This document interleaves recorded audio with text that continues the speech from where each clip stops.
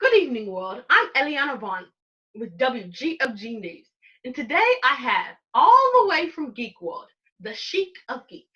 Hello, Sheik. Geek, How have you enjoyed your stay in our country? geek, What would you like to say to our listeners today? geek, geek, geek.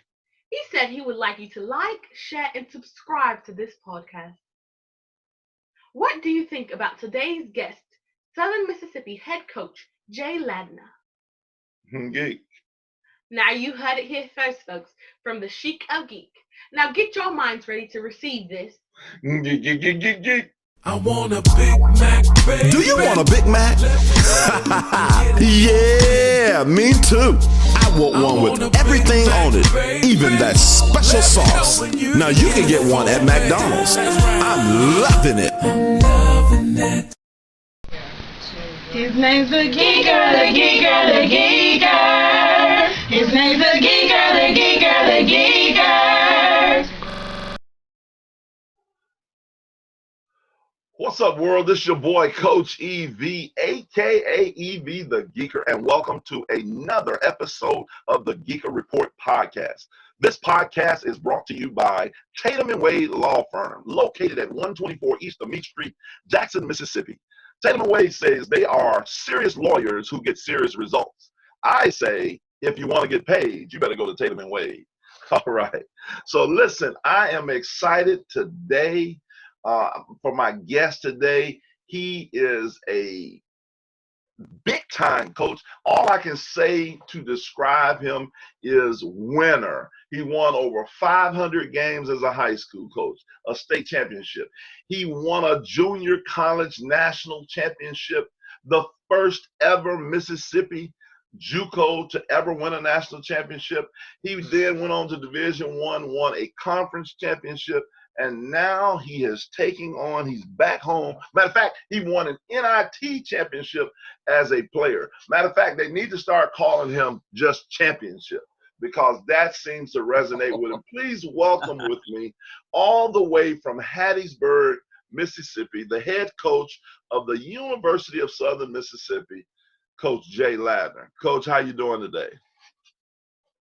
Coach, look, I'm going to take you everywhere because that introduction. I tell you what, I'm going to start everywhere. All my speaking engagements and so forth. I want you to introduce me because I had never had anything that good. I appreciate you having me on, Coach. And first of all, I want to say the great respect and that I have for you. You and I have developed our relationship. You've always been such a class act, and the way that you carry yourself, I've always just had the greatest respect for you and what you do in terms of helping young people in our state.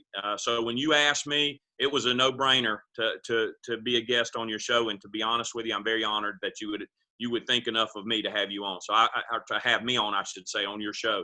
I certainly appreciate it. Well, Coach, I just want to let you know, I thank you for coming back with me. Right now, we're in what I call an early stage of geeking. I geek you, you geek me. You geek me, I geek you. So we're geeking. We're both just geeking right now. Because you're definitely geeking, and I'm definitely geeking. So what I'm going to say to both of us is GOG. Let's both get out of the geek because we're geeking. Let's do it. I love it. I love it. I know, dog. I appreciate it. Yeah. So, Coach, I want to jump right in to talking with you, and I again appreciate you again for coming on. I want to talk about let's face it, everything that's going on in the world today. It's been one of the most challenging times in history. I think you may be a tad older than me, so I just turned 51, so I know it's the most challenging times I've ever experienced with the world, with COVID-19, the racial tensions of the world. Talk to us a little bit about how you have been able to navigate through this time that, obviously has been foreign to you. How have you navigated through this time where basically the world has stopped? Gosh, Coach, you're just, it's such a, and you said I'm 54, you're 51. So you and I are certainly from the same era. It's troubling, and it's troubling in the sense, but I'm hoping that it's troubling. A lot of times Ben Franklin said a little revolution every now and then is not a bad thing. And what that means is that if there's good that comes out of this, then it's going to be look back in history is a good time. And that's what we have to do. We've got to make sure that we progress with all the tensions and so forth happening. It's troubling. I certainly don't. I never like to see people hurt. I don't like to see destruction. And I think if people would understand that and respect each other, Coach, I'm a lifelong born and raised in Mississippi. I've spent, other than my 5 years in Hammond, Louisiana, which is just right across the border of our state. I'm a proud Mississippian. Well, you cannot grow up in Mississippi and not have great, and this is the way we were raised in my home. Being a Christian, you look at everybody. I was taught never to look down on anybody, never to look up to anybody. Everybody's the same. And the way you want to, our basic rule is you treat everyone the way you want to be treated. And there were never any racial epithets used in our home. It wasn't allowed. My dad was a coach, so to share, I wouldn't be where I was if it wasn't for the influence. My high school coach happened to be a black man. I never even realized that what maybe that he went through, but he was a second father to me. He is the real reason. Coach Harry Breland at Oak Grove High School is the reason that I'm in coaching today. Everywhere I go publicly, I certainly give him praise, but I could go on and on. My teammates at USM, my teammates in high school, never really thought about that there was any difference among us. I know my dad would always say everybody's blood bleeds red, and that we're all the same in the human race. And if we can learn to respect and treat each other with the type of respect that you want to be treated in, then I think that's where it starts. I don't think it's about diversity training sessions and things like that. It's how we treat each other on a daily basis. Coach, your and I relationship, like I said, when I first met you, you were sitting on the bench with Jackson State when Southeastern Louisiana, when we played in an exhibition game, if you remember that, in Gulfport. And that was one of the first times I remember speaking with you, and just the way you carried yourself, and it's just the way that it should be, and it's the right thing. So I'm hoping that there's good comes out of this. I'm certainly supportive of equal opportunity for everyone, and I will fight for it, just like we recently did in Jackson, in terms of having a state flag that is representative of our entire Mississippi community. And that's all the brothers, black, white, every other nationality, race, creed, religion, whatever it may be. We're all one. And that's where I hope we can hit. That's awesome, Coach. One of the things that it's good to hear you say that, because that's important. Obviously, me and you both, I grew up in Clarksdale, Mississippi. And although 3 years ago when the Lord brought me back, because when you mentioned Christian, and I certainly am a disciple of Christ, and I go that direction as well. As a matter of fact, I was gone from Mississippi for 35 years, but I've always supported, my home state. And so when the Lord brought me back here, it was to be a part of a revival in this state. And actually, some partners and friends of mine in the ministry, we started a revival here recently in June, celebrating a new Mississippi. And, with the state flag and what it represented, that was a piece of it. But important, what you said, it doesn't matter if we just get rid of the state flag if our hearts aren't right. And what you were able to share is it's about your heart being right. And then the fact that it's great that you were raised the way you were raised, because quite honestly, let's just be honest, both of us come from around the same era. And in Clarksdale, we were raised on what we would call different sides of the track. Black people stayed on one side of town and white people stayed on the other side of town. That was real. That stuff happened. And so it's been a bridging the gap process for us all. And so and I think that as long as we have open and honest conversations, and I'm glad that you were able to play for a black coach so you can, experience that, and he helped shape your coaching future that you give credit for. That's a blessing. No question. Just like I said, a second father to me, man, I love dearly. Tell him that all the time. That's awesome. Coach, tell us a little bit about how COVID-19 has affected your, COVID-19, the other thing that's dealing with in our country right now. How has that affected, your preparation for the season, and just how's it affected you personally? Well,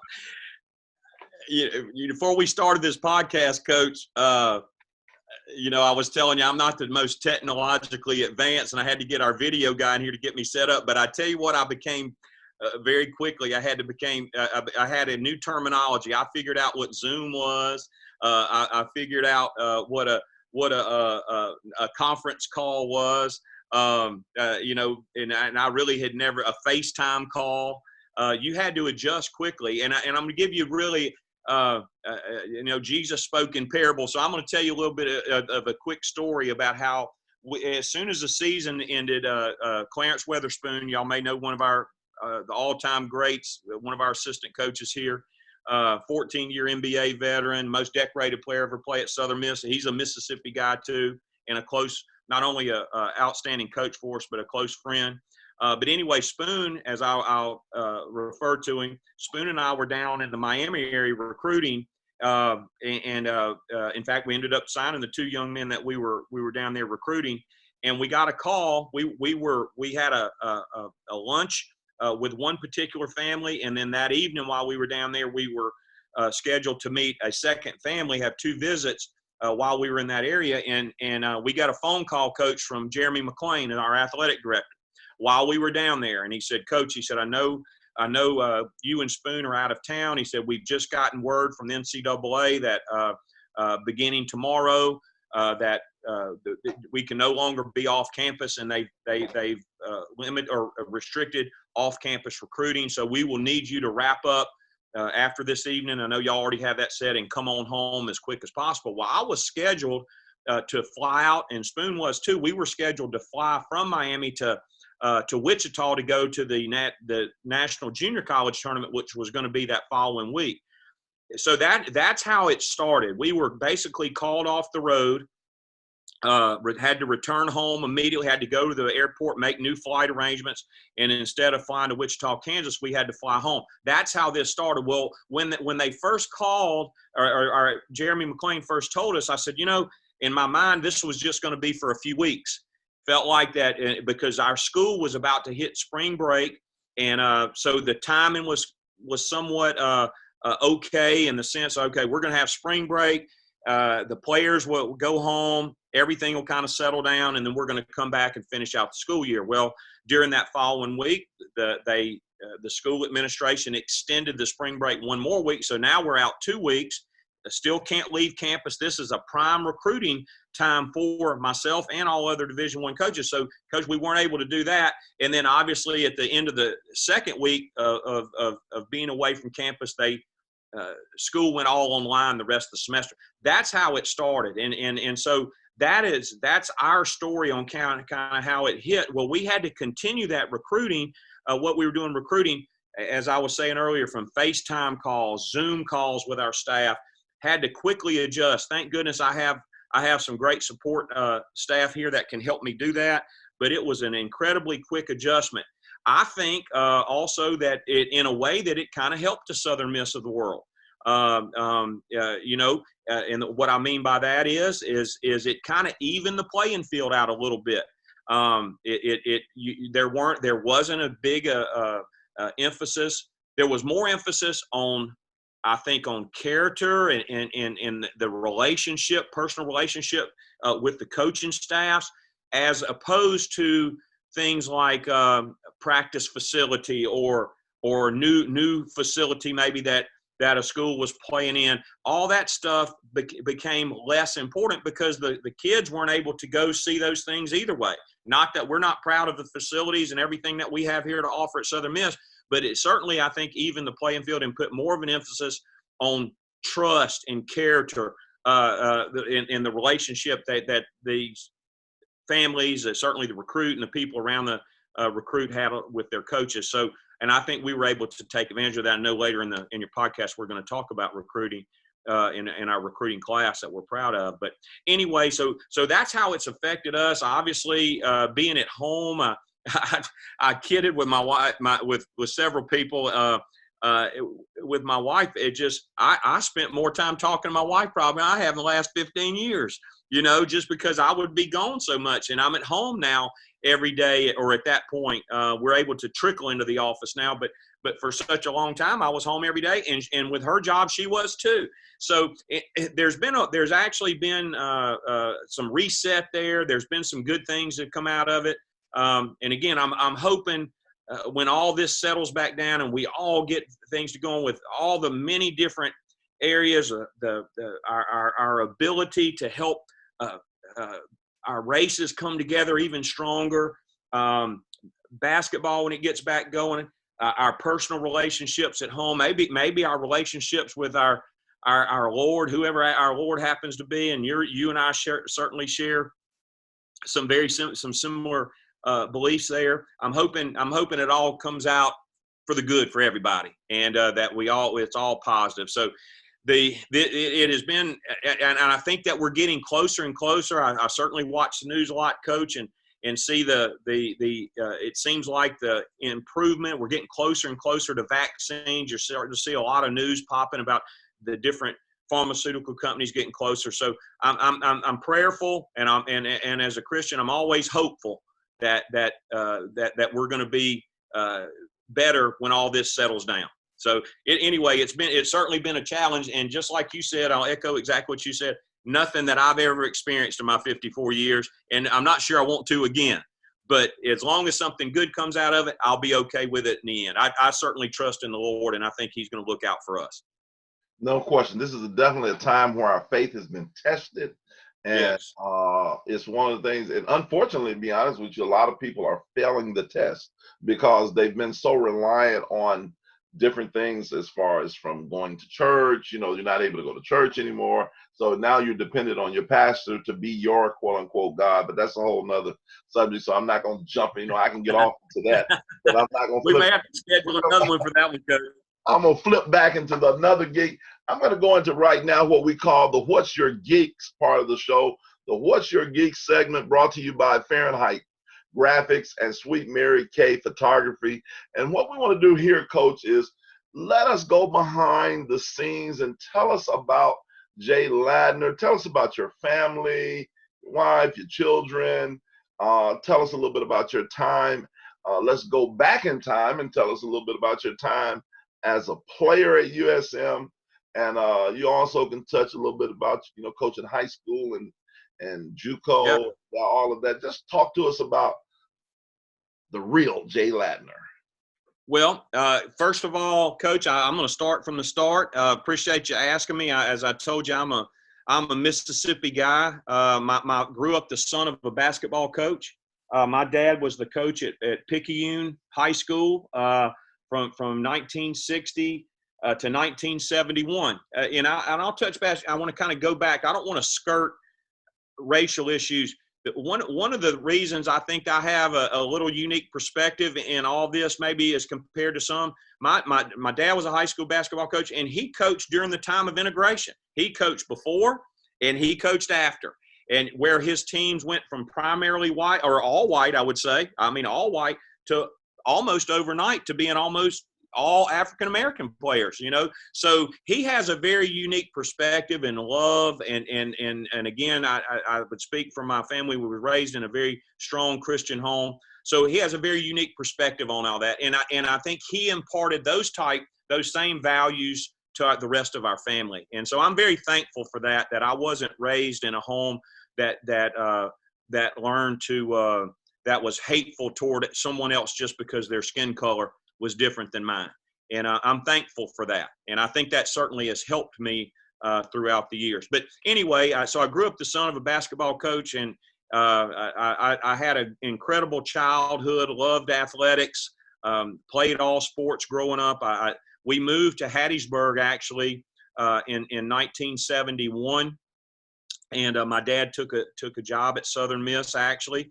And not in coaching, but in the Department of Athletic Administration and Coaching, which was they trained coaches, young men that were studying to be teachers and coaches and provide a professionalized coaching core to the state and the surrounding areas, wherever Southern Miss, their geographical imprint. So his job was to help young men that were studying to be basketball coaches to go out into our schools in the state. Well, so grew up. I mentioned Coach Breland, who's probably had as great, besides my dad, has had as great an impact on my life as anyone. I love Coach, and like I said, is a second father to me. So he coached my older sisters. I have 2 older sisters and a younger brother. Coached them, so I grew up with him. He was always the coach at our school. I played basketball and baseball for young men. He's a legendary coach here in the state. He's a National Hall of Fame coach, a Mississippi Hall of Fame coach, and I can't give him enough credit. He inspired me to go into coaching, he and my father, to be honest with you, because I saw the type of impact that they had on young people, and I wanted to be like that.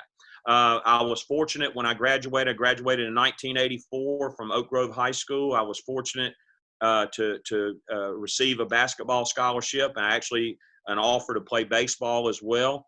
I played basketball here at Southern Miss 84 through 88, and I played my first 2 years. I played on Coach Hill Denson was our coach. Played on Coach Denson's baseball team. Another person that's had a great influence on my life was Coach M.K. Turk. Was a longtime legendary coach here at Southern Miss. He was our basketball coach in 84 through 88. I played with some I wasn't a great college player. I appreciate your introduction. But I played with some great players and some great players from Mississippi. And most of our players, and it was a lesson taught to me, and I'm going to divest just a little bit. And it's important that you know that I'm a nostalgist. I'm a student of the game. I saw some of my very first idols in basketball was Coach Whitney at Alcorn State, and what he was doing, he was recruiting Mississippi basketball players before any of the other coaches did. And growing up, and I don't know where these guys were beating, but the little magician Eddie Archie and the outstanding players that they had at Alcorn at that time, growing up and seeing how great those teams were that Coach Whitney had. Coach Turk figured that out pretty quick too, and started recruiting Mississippi players. And Coach Whitney was nationally successful with those teams. Had them in the NCAA tournament. They had great respect. They were probably the strongest program in the state at that time.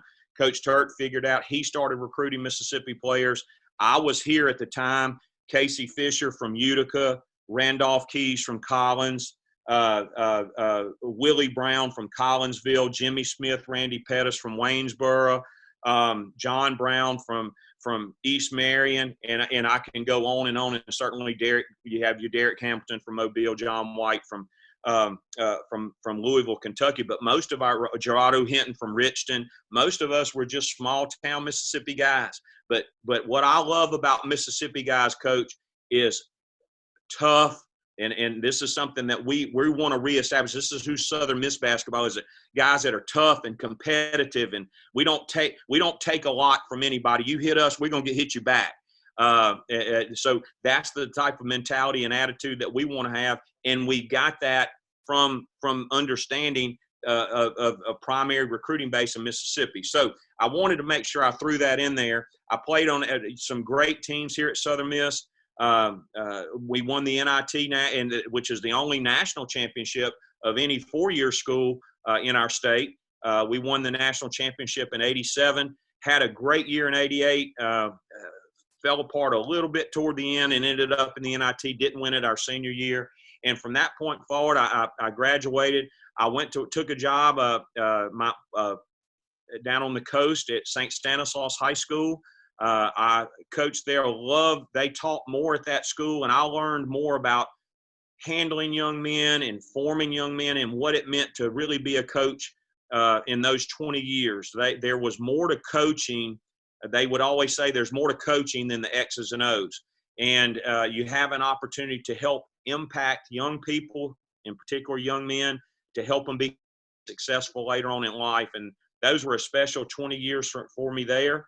You had mentioned we were very fortunate, won a state championship. We were right in it a bunch of other times, and we would run into Lanier or Callaway or Provine and some of the great JPS teams. We would either in the semifinals or quarterfinals, but we went to Jackson a bunch of times and competed for it. Great. That's really where I cut my teeth and learned how to coach. My 21st year, I was able to come back to my home high school. My high school coach, who I've mentioned several times, Coach Breland, called, and he had retired by that point. He said, Jay, we would love for you to come home and reestablish basketball here. They were doing very well in baseball and football at the time at Oak Grove. And I went there for 1 year, and it shows you how the Lord works in our lives and opens door for us. I went there that 1 year and I had probably been the most stable coach in Mississippi. I'd been at St. Stanislaus for 20 years. I come back to Oak Grove for 1 year, but with the intention of helping to rebuild that program there and to probably retire there. I was there 1 year, coach. We made the playoffs for the first time in I think 20-something years, and upset Randy Bolden's, one of his really good teams at Meridian, and got in the South State playoffs. And that summer, getting ready for the following year, we were running a basketball camp, and I received at Oak Grove and received a phone call during the camp. I can still remember it, from Coach Katie Harrington. I had not applied for the job at Jones County, and I took the call, and my first impression was, and I knew Coach Harrington, and she said, Jess, I'd like to talk to you about our job. My first thought was somebody had used me as a reference. And so I was talked to her for a minute, and then she asked me, would I have an interest in the position? And I said, well, Coach, I had to be honest with you. I'm happy here at Oak Grove. And I said, I hadn't really thought about coaching in junior college. Well, she asked me if I would come meet with them. I did. And I'm indebted to she and Dr. Jesse Smith, the president there. I went up and met with them, and as I had returned back to Hattiesburg to Ellisville is only about 15, 20 miles. As I had returned back, Coach, they had called and offered me the position. After praying about it, I said, I'm at an age, 45 or so years old. I said, I think I'd like to give this a chance, and I felt like I could always come back and coach in high school. Well, the second year, we won as you mentioned, we were fortunate. We won the national championship. And I do want to say this, because we've got I've really seen our junior college basketball programs in Mississippi really, really grow nationally. A lot of people may not understand this due to our junior college system. First of all, the Mississippi junior college system, and I didn't realize this until I got out nationally, is the best in the country. Our schools, the way they operate, they operate like four-year schools. We have an incredibly successful, great junior college program. We want to keep doing that, because Mississippi, we need good things happening. We can be proud of that. It's the absolute best in the country. And our junior college basketball is certainly becoming one of the best in the country. And you can see that by the fact that Pearl River Junior College, so we signed Tay Hardy, our point guard from Pearl River, was 30-0. They were ranked number one in the country. They just didn't get a chance to go win it. They may have become the second team from Mississippi to ever win it, but didn't have an opportunity. Anyway, we were fortunate our second year. And this is what I want the people that are listening to this to know. The reason it's difficult for a Mississippi team to win in the National Junior College Championship is inside of the Mississippi League, we're only allowed 3 out-of-state players, as compared to the other national powers that can get 15 players from around the country. So you can only have 3 out-of-state players. Mississippi's a small state. You've got 15 junior college programs all competing for the same pool of players. Well, I have never succumbed to that's the way it's always been, and you can't win, and being labeled by other people that you can't do this or can't do that. And so the first thing that we said was, hey, our goal here is to win a national championship. I think people kind of laughed about that. But in the second year, we were able to put a lot of the best players in Mississippi together on one team, and then 3 really good out-of-state players, all from New York, from Brooklyn, New York, to be honest with you. Leroy Flood, Thaddeus Hall, and Bryce Jones, and along with like I said, some outstanding Mississippi players, and we were fortunate to go win the national championship. But the morning that we returned, I was offered the job at Southeastern Louisiana, and it was a program that was coming off probation, and they had not had a lot of success. And we jumped into that, and I say we because it's always a we thing, Coach. It's always staff members and everybody else involved, including the administration. I had just an incredible 5 years in Hammond. Loved it down there. Loved the people. They were incredibly supportive. We were able to rebuild their program, and then Coach Sadler left Southern Miss last year and went to Nebraska to coach, and the opportunity presented itself here, and received a phone call from Jeremy McClain and Dr. Rodney Bennett, our great president here, and they were thought enough of me for whatever reason. I'm saying that in an humble way. That's thought enough of me to allow me to come back home. So I feel like that I have a rare blessing to have played at Southern Miss, being originally somewhat grew up in Hattiesburg. Again, I was born in Picayune, but really raised here in Hattiesburg. So able to come back to my hometown and back to the school that I love and help lead our basketball program. And I will say this to the people that are listening, and because I've already said it a number of times, our goal here is to return, we say it to our players every day, return Southern Miss to national prominence in basketball. And we're going to do it with Mississippi players. We've got some work to do, but we're heading that way, Coach. And being on your show today helps us get our word out. We like preaching the Golden Eagle gospel, we say.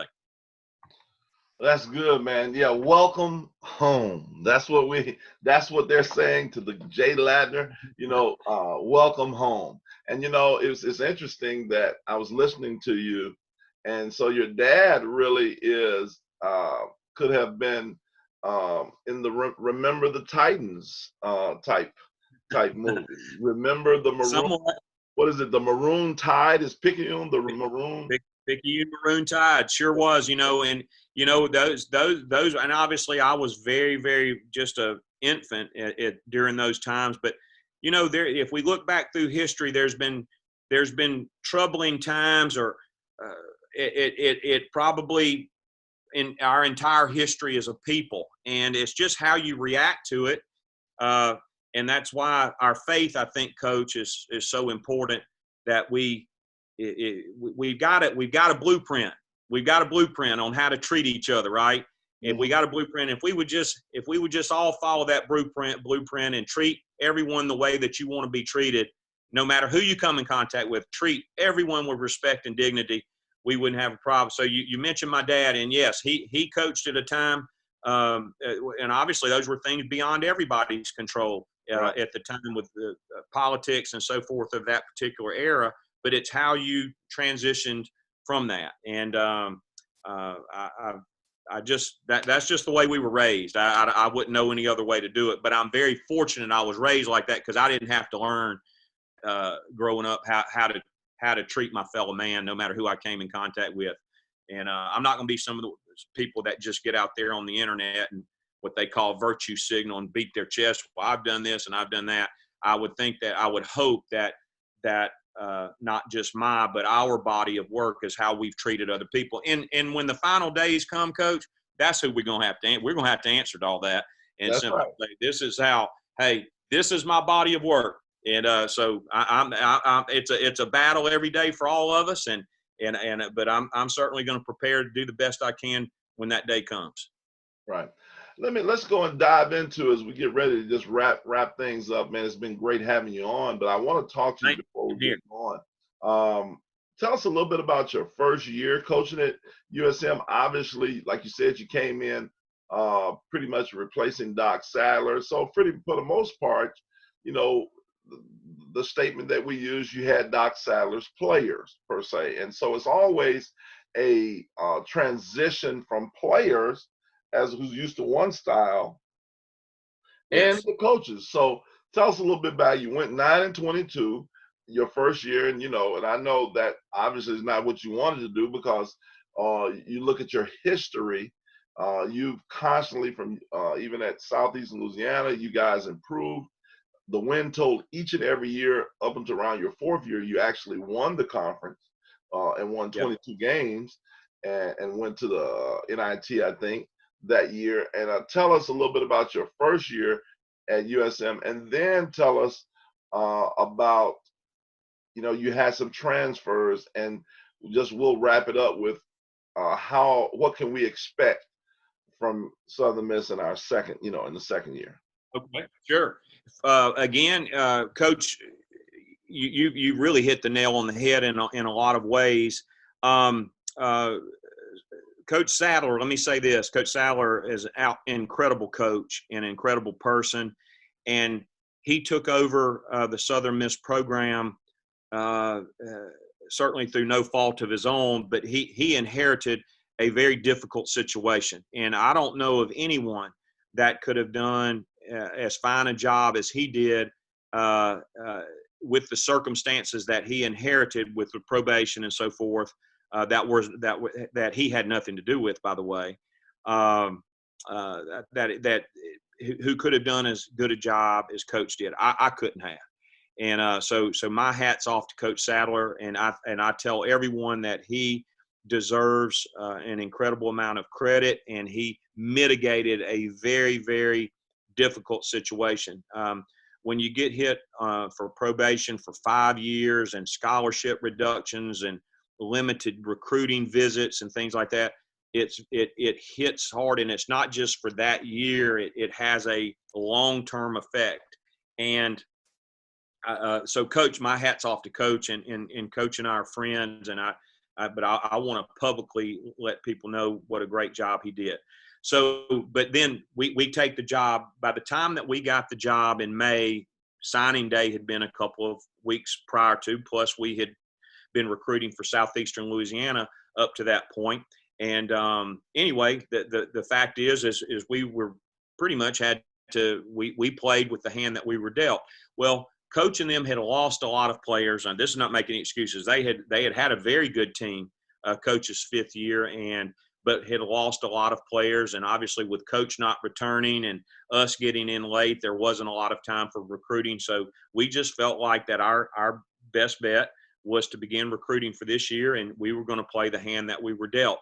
I was very, very proud. I know that 9-22 is certainly, some people would look at on the surface and go, gosh, that wasn't a very good year. And 9-22 is not what we expect. It's not what the Southern Miss people expect. But I was very proud of our team. I thought, considering the circumstances, they battled, they played their tail off. We were in so many close games that we lost that were just a point or two away, and some really significant victories. But I was really proud of the team, and we would talk to them all the time about, you guys are laying the foundation for great things to come here at Southern Miss, about getting us where we need to be. That's why establishing the right culture was so important. But it gave us, from that point that we got here, we began recruiting for this year, which is our first really recruiting class. You mentioned some guys that transferred. When a player, when a new coach comes in, I certainly don't have any hard feelings toward those guys. If they felt like that the way we went about doing things wasn't what they signed up for, then they had every right, and I supported them, each and every one of those guys that decided that they wanted to go maybe try their opportunity somewhere else, all for different reasons. Some of them, maybe it was just too difficult. Maybe what we were expecting. Other ones, maybe just the style of play, or maybe they weren't comfortable with this. Whatever it may have been, that was all good. No problems there. We wish those guys the best of luck. But the guys that have stuck it out, the guys that we were able to sign, Rick Cleveland, our great Mississippi sports writer, told me, in fact, at the state capitol just a few weeks back, he and I were visiting when we were there to show our support for the new state flag removal of the Confederate emblem from the state flag. We were visiting about. He said, Jay said, I think that this is I've been following USM basketball obviously for 50 years or whatever it may be. So this is, I think, the strongest recruiting class on paper. I said, well, you know what that means about paper, Rick? And I said, it's our job now and I tell our players, it's your job now. A lot of people are talking about how good our recruiting class is, but it's our job, your job now, to prove that we were right in terms of the guys that we were recruiting. I would like to delve into it if we do have just a minute, Coach. And Tay Hardy is first team All-American point guard, played at Pearl River right down the road. Southern Miss, we are, I think, uniquely positioned to recruit. First of all, I'm a former Mississippi Junior College coach. I'm a Mississippi high school coach. There's not a coach in our state that's going to have that Mississippi pedigree. We have to reestablish the Southern Miss brand here in Mississippi. Pearl River was the #1 junior college team in the country. They were 30-0. They've got Chris Oney and Hayden Sowers run a great program down there. They're our kind of guys. They're tough and hard-nosed. Tay Hardy was the player of the year in Georgia his senior year, and we signed. He was a first-team All-American. So he was our first really strong sign for this year, point guard. DeAndre Pinckney, one of the top 15 players in the country from Broward Community College down in Miami. He was the one I was referring to earlier. Justin Johnson's the number 13th ranked junior college product, a 6'7" guard. He's from that area, played at South Georgia Tech, though. Those are three of the guys. Jerron Pierre's a young man that from St. Augustine High School in New Orleans. Was the best. I think was the second-rated best player. He's certainly the best player in the New Orleans area, but in the entire state of Louisiana, is a young man that we were able to use some of our southeastern Louisiana connections to help get here to Southern Miss. Big Javarzier Belton is the biggest young man that I have ever recruited. 6'10". He measured as he reported back for physicals at 6'10", 281, and not an ounce of fat on him, Coach. He's an incredible specimen. We signed a young man we had some success last year. Artur Kanatsik is a young man from Estonia. We signed another Estonian from the Get Better Basketball Academy over in Prague, Czech Republic. He's going to be an outstanding player, a young man named Mark Jackson, a 6'7" sniper. So we're really just couldn't be more excited about the guys that we have coming back and our new recruiting class. Tyler Stevenson had a great year for us last year from up in New Hope. LaDavius Drain is honing in on the school 3-point record from Calhoun City. So you can already see how we're beginning to do it. We may be a year or so away, but the exciting thing is we only have one senior on this year's roster, and these group of players, and I didn't mention all of them because we probably don't have time, but we've got a great group, excited about the guys that we have coming in and excited about the future of Golden Eagle basketball. Well, Coach, I know we have to run, but I got to ask this because I always ask this to coaches. I got to put you on the spot. Are we, Conference USA, let's get out of the geek. Let's you told me about all of that. Are we going to win Conference USA or at least be in the top half? I mean, I need to know your thought process because, see, there's no such thing. I don't believe in bulletin board material. I need to know. That's right. What's your thoughts on that? Here's what, Coach, that we had our first practice yesterday. We called our players up before we started the first day, and they will hear this every day. Our goal at Southern Miss is to return Southern Miss to national prominence in men's basketball. How are we going to do that? We've got to win Conference USA. To win Conference USA is the only way. We're a one-bid league at this moment, and we need to win Conference USA to get into the NCAA tournament. You can't be an NCAA power not playing and making noise in the NCAA tournament. That's our goal. We're going to work to that end every day. The first thing we had to do is I think we had to put the right staff together. Clarence Witherspoon, Kyle Roan, and Delonte Hill. I would put my coaching staff, take me out of it, but I would put my coaching staff against anybody in the country. And I don't say that throwing shade at anybody. That's how proud I am and thinking that we have the right people in place to help coach our players, help mold our players, help recruit players to the University of Southern Mississippi. So I'm excited about that. We've got the right people in place. This was our first recruiting class, and certainly time will tell. But I do think that we have the right people in place, Coach, to make a run at it. Are we going to be a little bit young, a little bit inexperienced? Maybe so. But hopefully and that's why I'm hoping we can have our season, because I think we need, with our inexperience at this point, but get these guys playing. But again, the future is certainly right there for us to do that.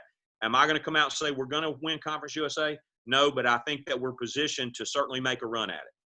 Okay, awesome, Coach. Coach, I appreciate your time. I mean, you kind of Lou Holtz me at the end. I mean, you didn't Lou Holtz me, so I appreciate that. But I just don't know how we're gonna be. At least, I know. I used to do that. I said, you know what? I'm just gonna call it like it is. We're in this thing to win it. That's right, Coach. I've been very honored that you would have me on. Well, man, we've definitely enjoyed you. So we'll look forward to seeing coming down the road. I'll definitely come down, check out a game. My daughter and son-in-law live in Hattiesburg, and so I'll make sure that they check it out. Best college town in Mississippi. Best college town in Mississippi is right here. Best college town. Okay, I'll have Ben Holland on and some others, and I'm gonna tell them that you said that. So the guys love. Tell Coach Howland, and you can tell Coach Howland. You can tell Coach Brent. You can tell Coach Davis. We would love for those teams to come visit and see how great Hattiesburg is. We would love for them to be down here. Love for them. Okay. If you feel me, Coach, we would love for them to come to Hattiesburg, and we will be glad to repay the favor and go to their towns. Okay. We would love to, and I think moving forward, I would hope that we can work something out where we play all those teams, and including Alcorn, Mississippi Valley, Jackson State, Ole Miss, and Mississippi State. I would love for us to have some in-state series to help promote basketball inside of our state. I feel like that's important, and I would love to do that. That's awesome. Let's get it done. Coach, bless you. I appreciate you, man, and you have a great rest of your day. Great respect for you, Coach. Thank you for having me on. All right. Peace. Geeker, the geeker, the geeker. His name's the geeker, the geeker, the geeker. His name's the geeker, the geeker, the geeker. His name's the geeker.